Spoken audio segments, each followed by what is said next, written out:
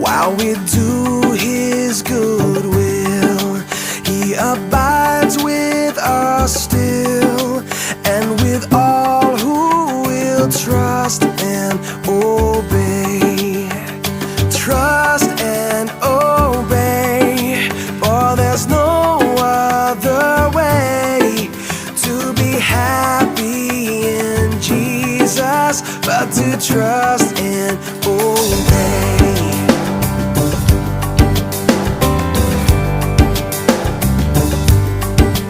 But we never can prove the delights of His love until all